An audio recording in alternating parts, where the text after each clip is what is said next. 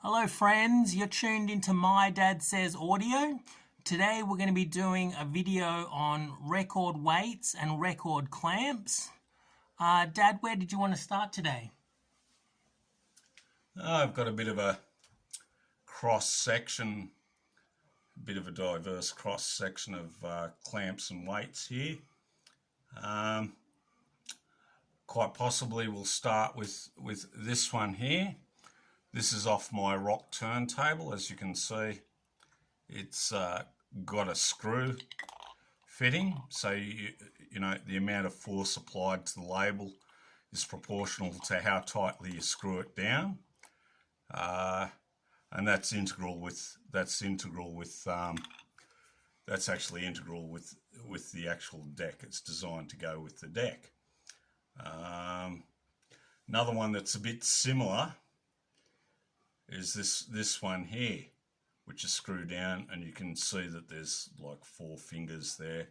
Doesn't weigh very much, which can actually be useful for suspended sub-chassis turntables because it doesn't majorly affect the suspension or unduly affect the suspension.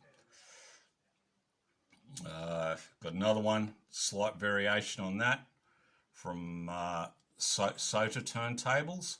It's got this part on top.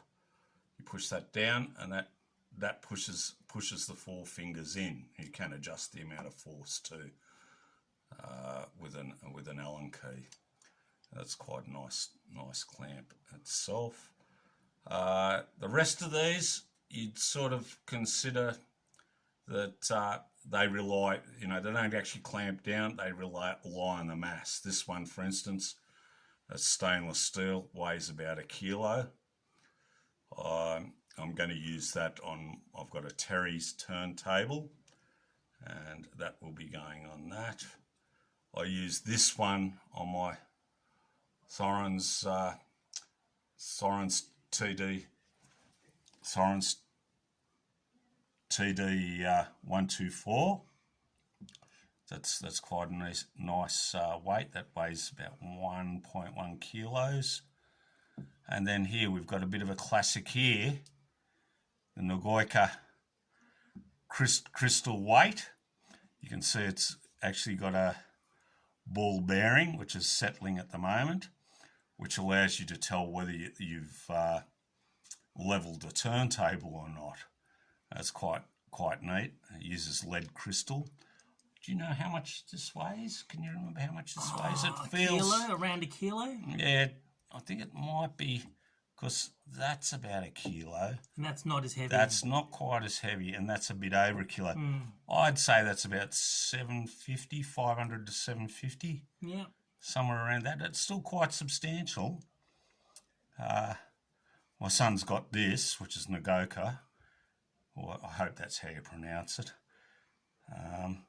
He's also got the matching crystal mat, which is quite tasty as well. Yeah, my dad bought the crystal mat for his Technics SP10. And of course I thought, well, if it's good enough for him, it's good enough for me. I saw one out, and then he trumped me. He went and bought a copper mat. So then I had to buy a copper mat. So we're kind of like, when you see mother-daughters and they wear the same dress out? Yeah. We're a bit crazy and tacky like that. No, it's a bit like Borat. Borat. He has record clamp. I cannot afford.